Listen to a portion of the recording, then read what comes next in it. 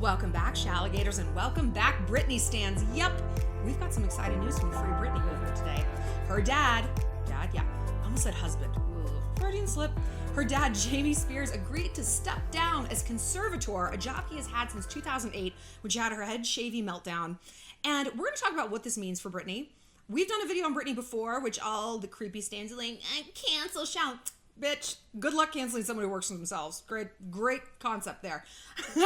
Has my opinion changed? Do we think this is moving in the right direction? But more than that, you know what we're going to do? We're going to learn from this. We are going to talk about how to become more independent ourselves. Because independence is one of those things like beauty or success. It's like, yeah, no, that I know what that is. But do you? Do you know that there's 3 actual components to being independent? Are you hitting all 3? Are you only hitting 2? Then you fall into a different category. We're going to define. There's actually like 3 different points on the continuum between being dependent and independent. And I'm going to define those 2 so that we can really come up with a comprehensive plan to be independent bitches. Plus, I'm going to give you some easy mantras and little behavioral hacks to take you there if you are kind of trying to get over the hump. I also encourage you to watch the video I just did on Rihanna on how to stay motivated, because all of these things walk hand in hand, right? Becoming an independent bad bitch is not always easy. The going can get tough. So in that video, I tell you what to do when the going does get tough as you're reaching towards your goals. But you know, if you are here just because you're a Britney fan and you hate me, welcome. I would love it if you could learn something while you're here, but it doesn't really seem like your life is oriented around learning or growth because you're still screaming into a void about a pop star who literally doesn't know or care if you live or die. Oh, and another quick thing, YouTube doesn't know or care if people leaving comments here on my videos are saying things that are positive or negative. In fact, the more you post, the more YouTube says, oh my God, people are talking about this video. We got to prioritize it in the algorithm. And that makes me money. So please leave your deranged, pathetic, incoherent ramblings right down here in the comment section. I love it. I could use another house. I only own 5. So let's get into this. Okay. So Jamie agreed after this. Okay. So you guys know the Free Britney movement. It's like, oh, there's just been a lot. And Britney herself has come out and been like, I'm a slave and I've been forced to go on birth control and I've been drugged. Now look, I love Britney. She's very talented. But you can be talented and you can be beloved and you can be sweet and, you know, not malicious and also be very, very sick. I don't understand what her fans can't comprehend about the conclusion that has been made year after year after year by doctors and judges. Not you people who don't know her. I don't know her either. I actually do know a lot of people who do know her, and the drug stories I've heard will curl your fucking hair. Like, why you can't accept that assessments made by professionals might be more valid than the weird ass assessments you've made because you like her music? What? What is that even? What are you even talking about? Now look, I believe Britney has been drugged. I believe Britney has been forced to go on birth control. She's also lost custody of both of her kids. That's a little hard to do. Judges are loath to take children away from their mothers. Social workers don't like to do it. It really is about reunification. Can you imagine? I don't know, dude. I feel like judges also don't want to take kids away from someone and give them to Kevin Federline. I mean, is that a tort? Like your first year of law, like thou shalt not give kids to Kevin Federline, like to backup dancers, right? But they did. So is it, and this is not for me to decide, but I think it is an interesting societal debate. If women keep losing their kids and can't function, should they be allowed to have more kids? And this is just a philosophical debate. You know, should she still be allowed to have kids if she can't take care of the ones she has? I don't know. This goes back to like life, liberty, the pursuit of happiness. These are very big debates, but just something to think about. I don't know. I think these kind of philosophical debates are very interesting and very enlightening. And if people can't debate a point or hear a different point of view, that's not good. I believe she's been drugged. She's bipolar. She's not well. And if someone believes that calling a sick person sick is an insult, well, fuck you. It's not an insult to say someone's got a mental health issue. That's on you. Why do you think that? I'm on antidepressants. I'm on anti-anxiety meds. It's not an insult. It is no more an insult to say she's got MS. She needs a walker and a wheelchair. Free her. Take that walker away. Who keeps saying she needs it? I don't know, do doctors? You are the one assigning a character judgment and a value to a sickness. Not people like me who's like, if she needs to be under conservatorship, okay, she probably does need someone to run her life. She's not a hostage though. It's a financial conservatorship. Britney is not probably great with money. We always talk about how fame arrests you at the age in which it happens. I'm sorry, trauma, and fame is a type of trauma, right? She was famous at what, 15? She was a small town girl. She probably didn't have past a 10th grade education. How could she? Look at what she was doing at that time, right? So we have to expect this girl who's still kind of stuck in this world. Look at what she even wears. She wears clothes from that era. Where does she even get them? These labia-bearing shorts, where are they coming from? We expect her to have this financial acumen when she's maybe never been taught this. Maybe this conservatorship is for her own good. Maybe it isn't. I don't know. But you don't either. Maybe a judge does. Maybe a doctor does. But let's move on from Brit. Let's talk about independence, right? And we all want to be independent. I mean, well, you know what? I already take that back. I think we all assume that the way we view the world and the way we move through the world is how everyone moves through it. Like, I remember being blindsided at like 27 when my roommates moved out to like get married. And I'm like, you guys don't want to keep going after your career? They're like, nope, I just want to be done. I want to be a housewife. And I was like, what? I couldn't, I had no idea. It's like, I've been living with strangers. Who are you people, right? And so I assume everyone wants to be very independent. A lot of people don't. That's okay. This video isn't for them. If you want to be, kept by your parents or your husband or whatever, like I get it. Ugh. Being independent is a long, hard ass road. But for me, it's kind of the only option because I'm very sassy and I'm a very independent person. I don't like to be tied down. I didn't enjoy the stability of marriage. I found it stifling. So, that's something I try to reconcile with a lot of therapy. But we've talked before about independence. And what does independence funnel down to? Financial independence. Let's get real about this. Financial independence is the only independence. If you don't have that, however independent you think you are, you're not. Your dad's paying your bills, you're not independent. You're a trophy wife, you're not independent either. It doesn't matter if you have access to the private jet. No. If you're dropping out of school and you're going to be a dishwasher forever because you couldn't hack it in community college, you'd rather smoke weed and play video games, you are never going to be independent. You're going to be dependent on the government, on whatever slavish, horrible, low-wage job you're going to get. Grow up and get smart about money. And I'm saying this right up front because we, especially as women, we don't talk enough about money. I mean, I don't. I have like a lot of issues around talking about money. Do you guys want to know why? Okay, because this might help you.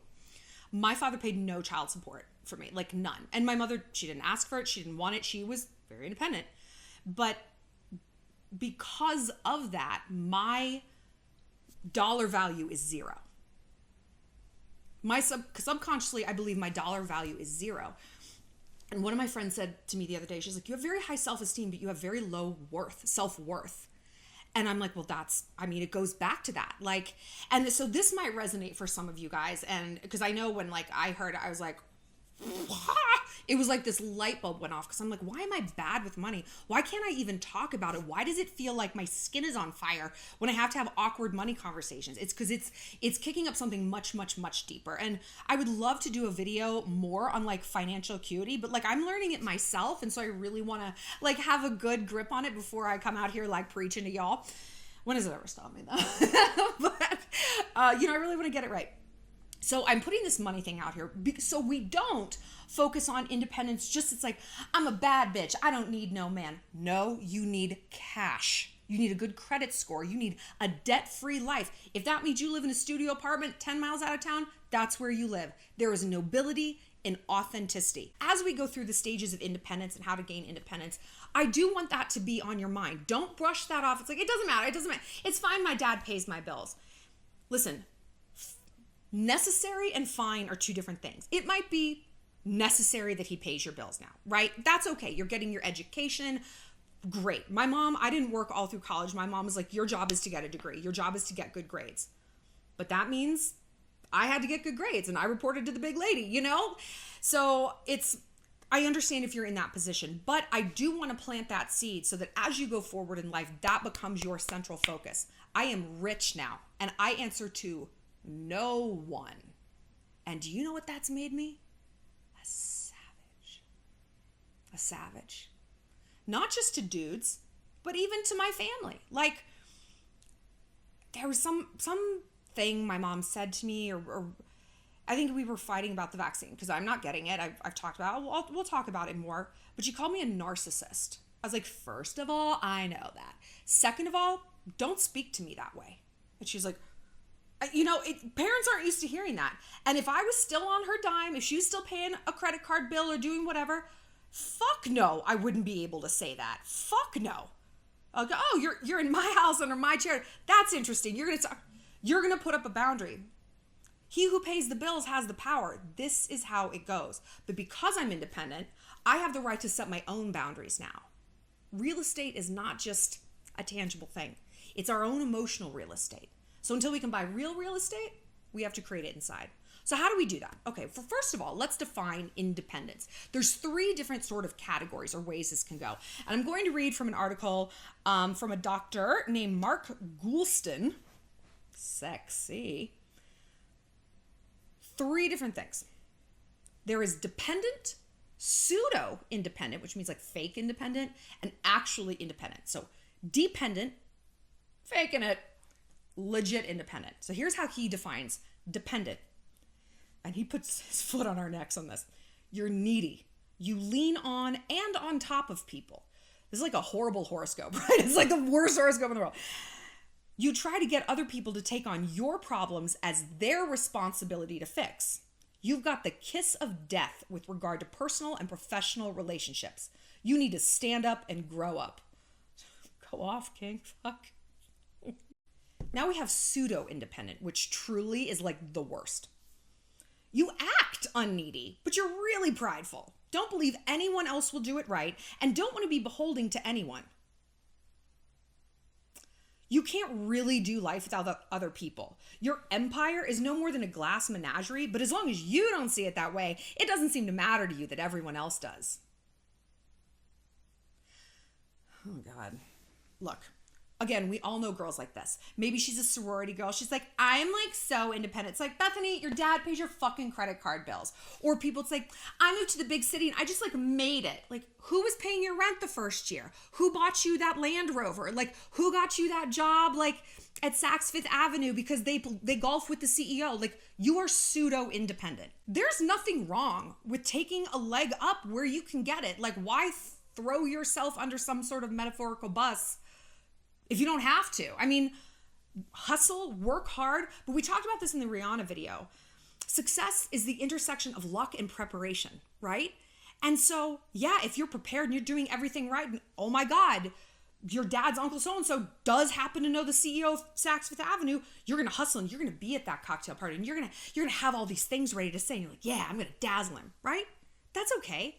To me, that's not pseudo-independence. That's maximizing a situation to your own benefit.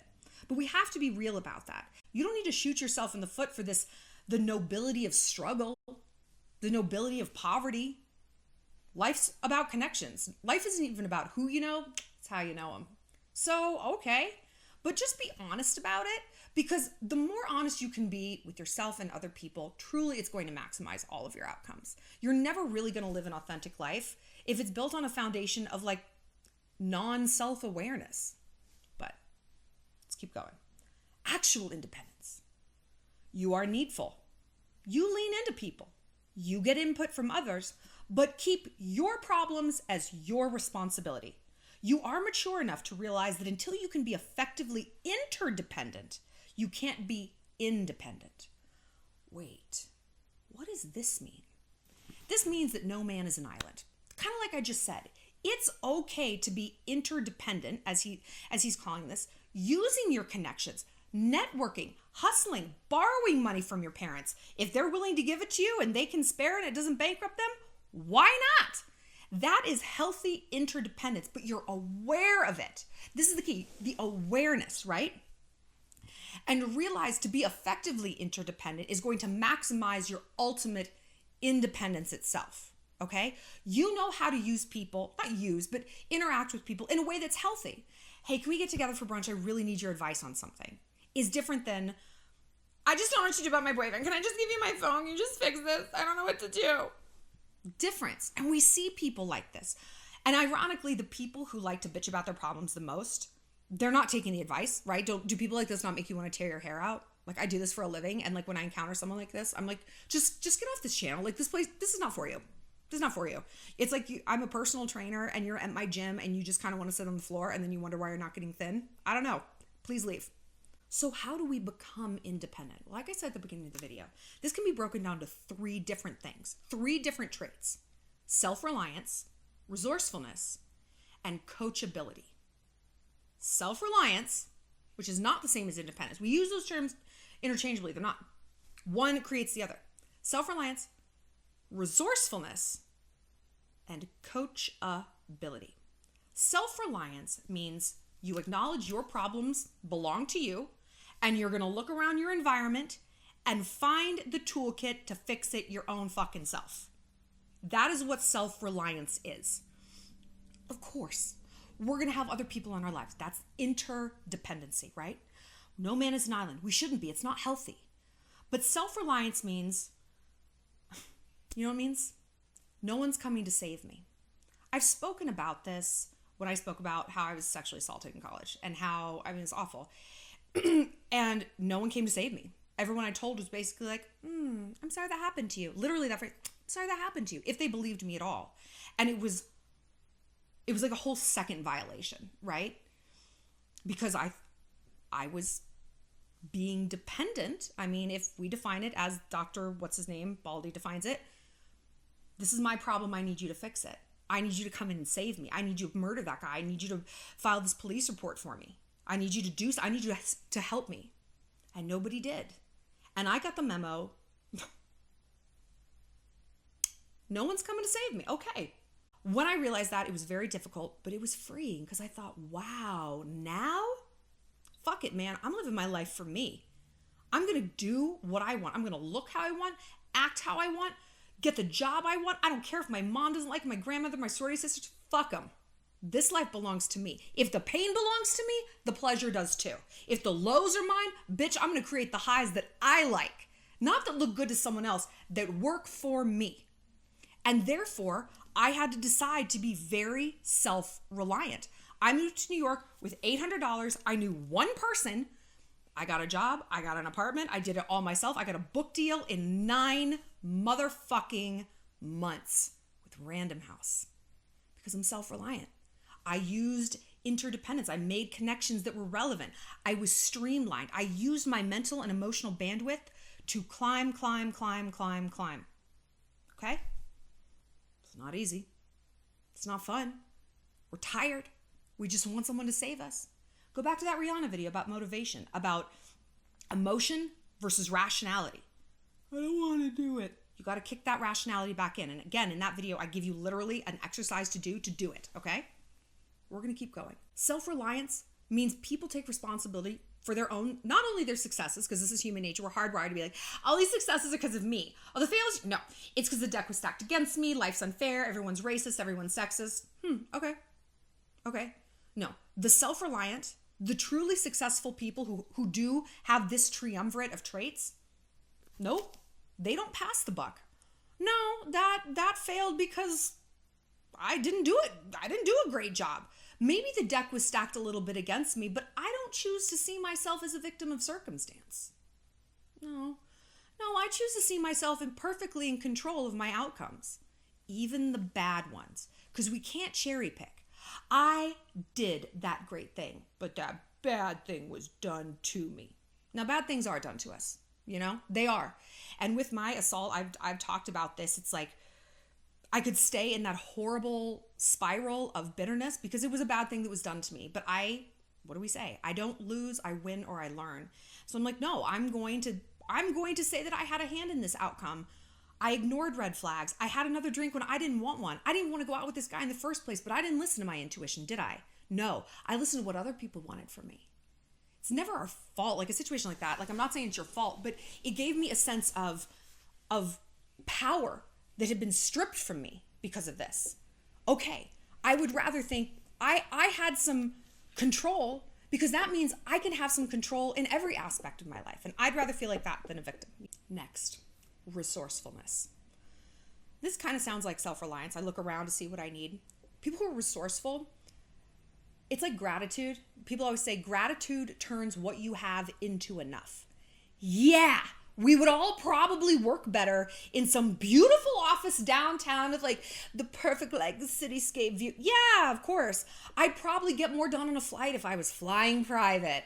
But resourceful people turn what we have into enough. They get gritty. They adapt, modify, and overcome, right? They are also very clear about what they need to accomplish a goal, right? I think we all know people, and maybe we've been these people, like they're going to start writing a book, but not until they get that new laptop and, move into that apartment that hopefully has an office and get like the perfect chair, like a $2,000 chair. So I really need to save up for that chair. It's like, just start writing. A resourceful person who's truly focused on an outcome is like, I can start writing that book with a cocktail napkin and a pen. That's how J.K. Rowling did it, and it worked out pretty good for her. I can start on whatever I need to right where I'm at. No, I can't start working out until I get the perfect outfit, right? We tell ourselves these things, but successful people don't. They're like, this is what I've got at my disposal. How are we going to use it? And if we need something we don't have, how are we going to get it? Through interdependence from other people. I'm going to network. I'm going to make the connections I need to. Okay. Here's a key component of resourcefulness, like reciprocity, right? Yeah. Okay. I need to borrow all this money from you, Dad. But you know what? I'm honoring that sacrifice you made to me. I appreciate it. And I'm going to work it off. If I can't pay the money back right now, I'm going to come over every Sunday and mow the lawn. You guys don't have to clean the house anymore. I'm going to do it. You are aware of the sacrifices other people are making for you. Thank you so much for reaching out to that CEO on my behalf. Let me take you to coffee. Let me send you flowers. Please let me know what I can do here at my company that might benefit you. Whatever you need, let me know. No matter the timeline, I'm here for you. I owe you one, and I mean it. I am very appreciative. I got to where I was in New York City and just where I'm at in life by being extremely grateful for people's help. Because when you live in the city, like, or anywhere, time is money, And when people are like, oh, I want, a phrase I hate is pick your brain. I just want to pick your brain about your career. My friend Katie Duke, she's an influencer, and she's like, pick your brain means I would like free consulting from you. I would like everything you know, and I'm going to give you nothing back besides a latte, maybe that I'll pay for, maybe not. Honey, I don't think so. I never say that to people, and I never make that my vibe. Like, I move a little bit like stealthier than that. Or if I say it's like, hey, I'm going to take you out to Nobu. I would love to get your thoughts on which direction I should take this company. Okay? There's ways to do that. There are a little less like abrasive, because when people are abrasive like that, that tells me like you don't appreciate what I'm giving to you, and therefore what you think you're going to give back to me, you probably never will. Because you don't think I'm giving you much of anything. So if I call you in the future, hey, I need a phone call, I need a connection, I need this contact, it's like, I don't owe you anything because you didn't appreciate what I gave you. Okay, and the last point, coachability. Coachability. Success is about elasticity. That's what grit is, right? We talk a lot about grit, and I think if I ever got another tattoo, it'd be the word grit on my wrist, because my mom, like, she's like, you're so gritty.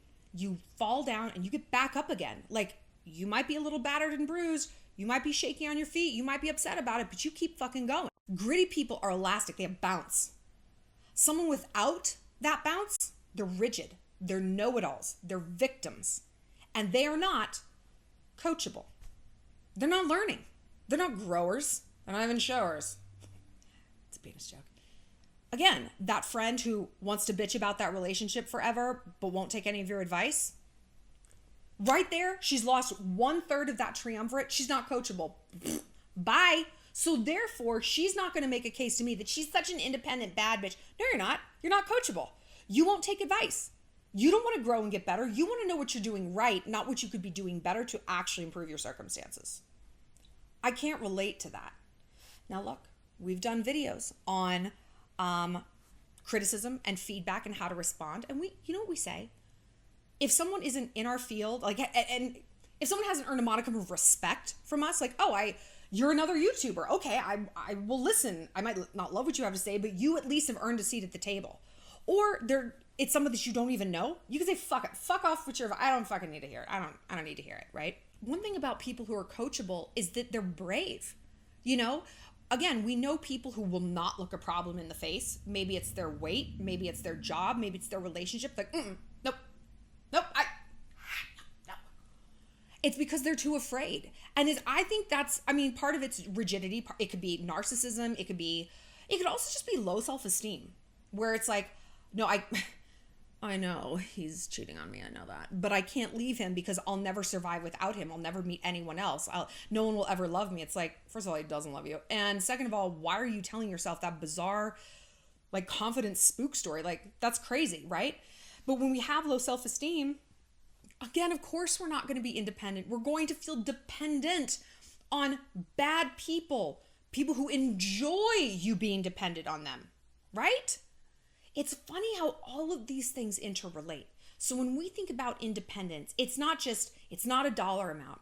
It's not an apartment all on your own. It's so much more than that. And truly, when that is like the galvanizing goal of your life, and it has been for mine, to be independent. I belong to no one.